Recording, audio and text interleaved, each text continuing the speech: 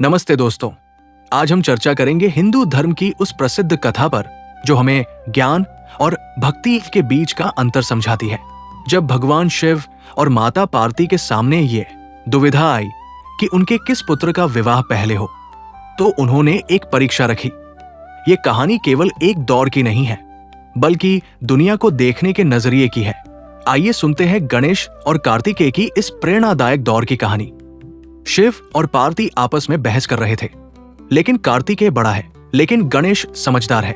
गांठ पूरी तरह उलझ गई थी और खुलने का नाम नहीं ले रही थी। जन्म का क्या, योग्यता का क्या? दंपत्ति अब सोचने लगे कि क्या उन्होंने पक्ष लेना शुरू कर दिया है। कार्तिकेय को यह पसंद नहीं आएगा और गणेश इसके लिए शायद ही लड़ेगा। वे चुप हो गए। विनाशक शिव ने सिर हिलाया।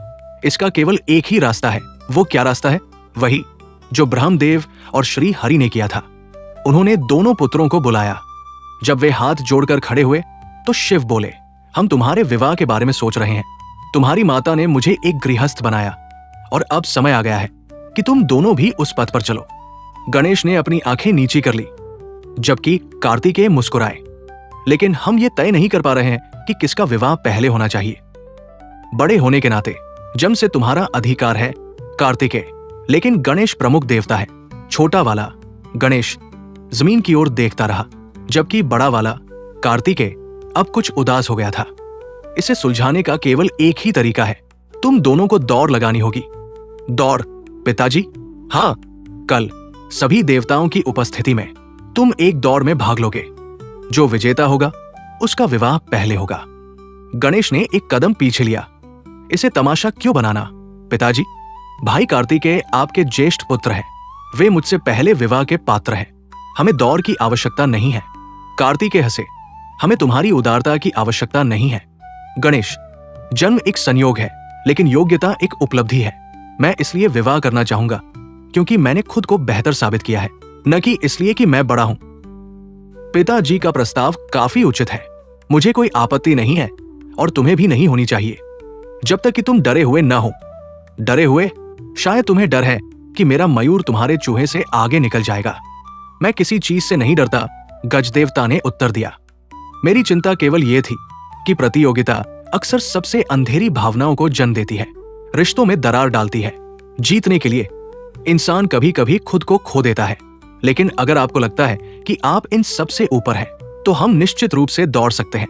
उन्होंने अपने वाहन की ओर इशारा किया और वो एक मूषक है, चूहा नहीं। अगला दिन जैसे बहुत जल्दी आ गया, मानो सूरज भी उत्साह से जल रहा हो। कैलाश में इकट्ठा हो रहे अन्य देवता भी उतने ही उत्साहित थे। उन्होंने सुना था कि कैसे धरती पर मनुष्य मुर्गों को लड़ाते हैं और घोड़ों की दौड़ कराते हैं। बहुत समय पहले उन्होंने ब्रह्मा और विष्णु को एक अग्नि स्तंभ के सिरों को खोजने के लिए दौड़ते देखा था।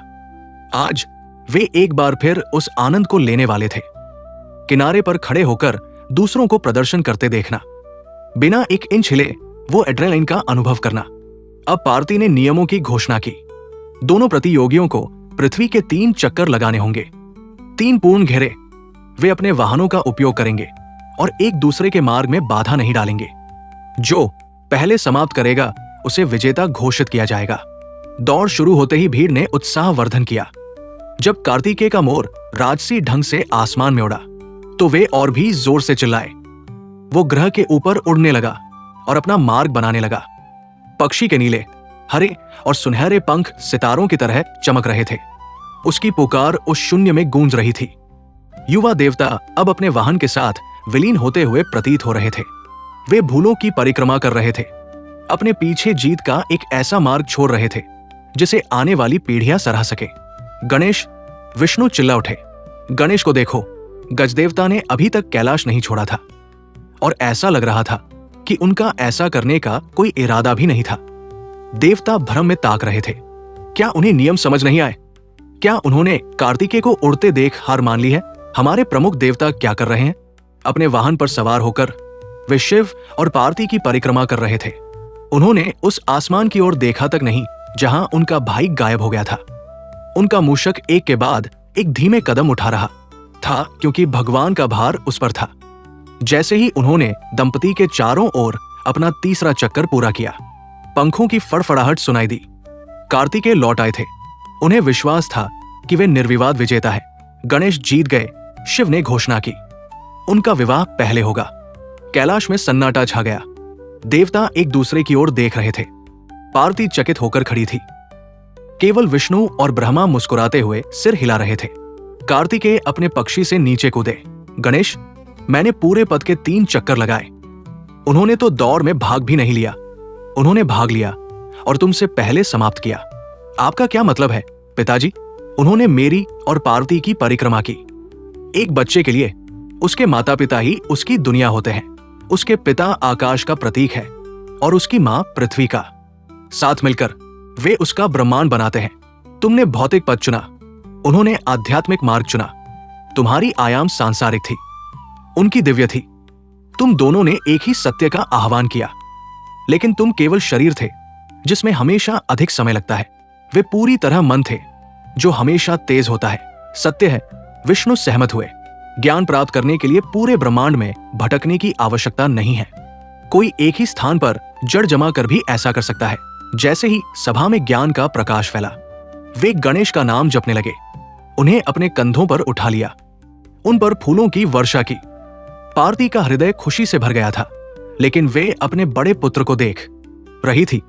उसके चेहरे पर व्याप्त असंतोष को देख रही थी। उन्होंने उसे अपनी बाहों में समेटना चाहा, लेकिन कार्तिकेय ने खुद को झटक कर छुड़ा लिया। ये गलत है, वे अपने पिता पर चिल्लाए। आप पक्षपाती हैं, मैं नहीं हूं। तुम दोनों मुझे समान रूप से प्रिय हो।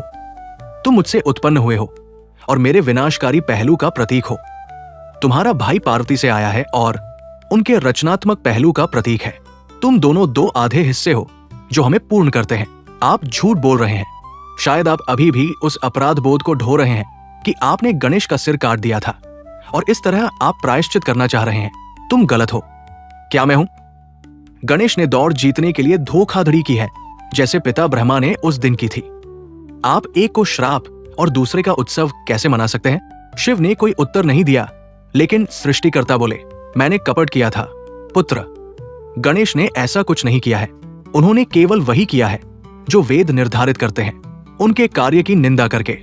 तुम शास्त्रों की निंदा कर रहे हो, ब्रह्मांड के पवित्र ज्ञान को चुनौती दे रहे हो। अपने छोटे भाई की विजय से ईर्ष्या मत करो। प्रसन्न हो कि उन्होंने साबित कर दिया है कि वे वास्तव में प्रमुख देवता बनने के योग्य हैं। गणेश का विवाह जल्द ही रिद्धि और सिद्धि से हो गया, लेकिन कार्तिकेय कहीं दिखाई नहीं दिए। वे दक्षिण की ओर चले गए और शपथ ली कि वे कभी कैलाश नहीं लौटेंगे। तो दोस्तों, ये कहानी हमें सिखाती है कि जीत हमेशा रफ्तार से नहीं, बल्कि सही दृष्टिकोण और बुद्धि से हासिल होती है। जहां कार्तिकेय ने पूरी दुनिया को बाहर खोजा, वहीं गणेश ने अपने माता पिता में ही अपना ब्रह्मांड पा लिया। क्या आपको भी लगता है कि गणेश का निर्णय सही था? अपनी राय कमेंट्स में जरूर बताएं। ऐसी ही पौराणिक कहानियों के लिए चैनल को सब्सक्राइब करें और बेल आइकन दबाना न भूलें। मिलते हैं अगली कहानी में।